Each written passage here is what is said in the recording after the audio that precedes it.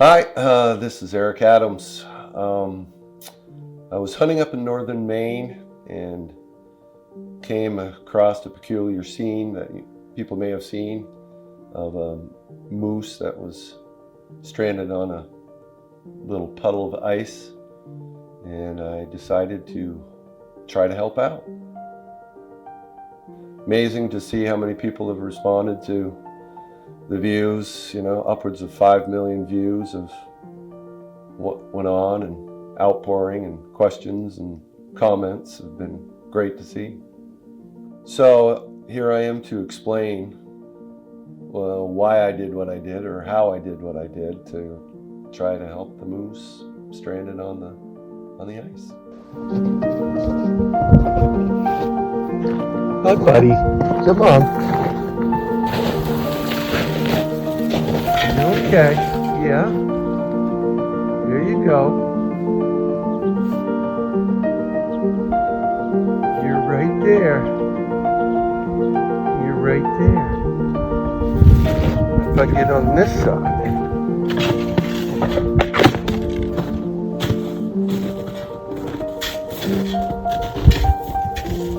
You're okay. You're okay.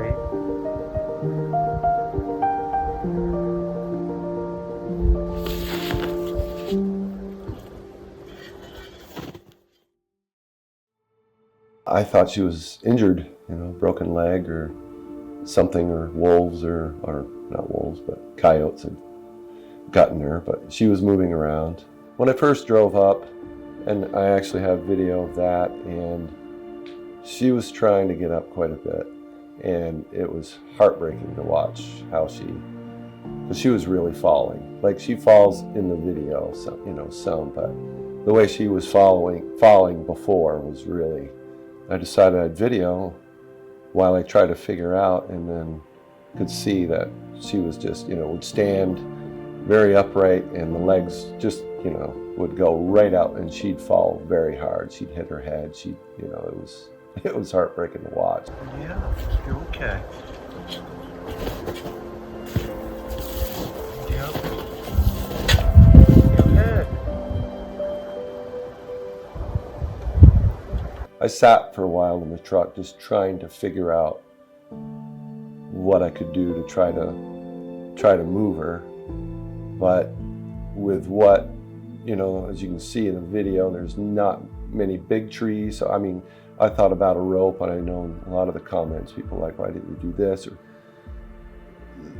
putting a rope around her, would have been, I could have gotten a rope around her very easy, as you can see in the video. But once she's standing, how do I get because you don't want to get anywhere near her legs. And if you can see in the video, I don't, she's laying down. I'm not at any point close to her legs where she can kick me, even sliding or anything like that. So thought about it for a while. Couldn't do a rope. Didn't, there was just no feasible way. And then I just kind of remembered seeing videos of like deer stranded on lakes or whatever. And the helicopters would literally just blow and skid them off the ice onto the shore. So I said, okay, I got a shovel. And so, as you can see in the video, just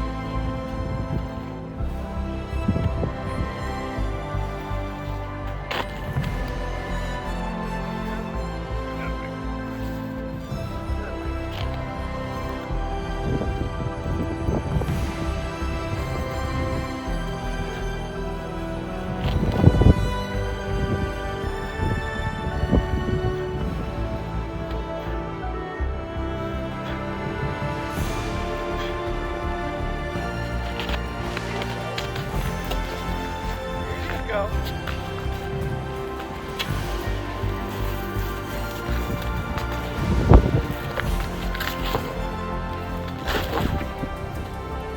everything was frozen. So no gravel to get.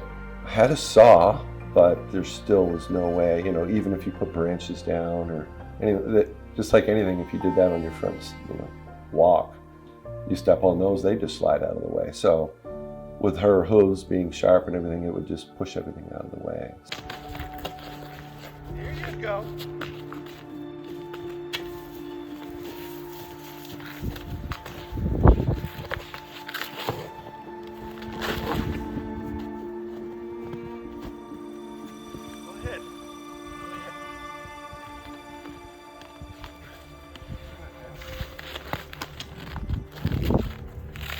you go.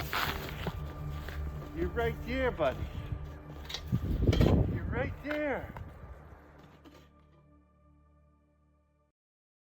No, I'm not much of a moose hunter, but probably, I don't know, 600-700 pound moose. Just a shovel, yeah. When she'd get up on her hind legs and even her front legs some, but when she got up on all fours, you can see I'd back away because in case she slipped, she could kick me or do anything like that. And I just didn't want her to panic more that I was trying to push it. So I just would get her up and then just back off and kind of wait. And I was surprised that I was able to push her as easy as I was.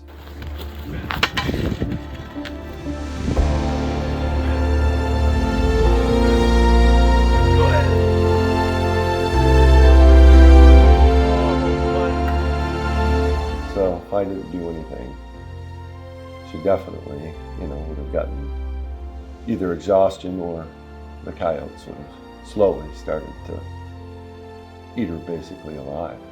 That's how it happens. As you can see, I walk up to her and I can touch her, and that's literally what the coyotes would have been doing. Their hide is so thick, I wasn't worried about hurting her in any way. And she started to get up a little bit, and surprisingly enough, it was fairly easy. Other than you could see with my traction, I couldn't get much footing, so I couldn't really exert a lot of pressure just with the leverage I had to get her to move.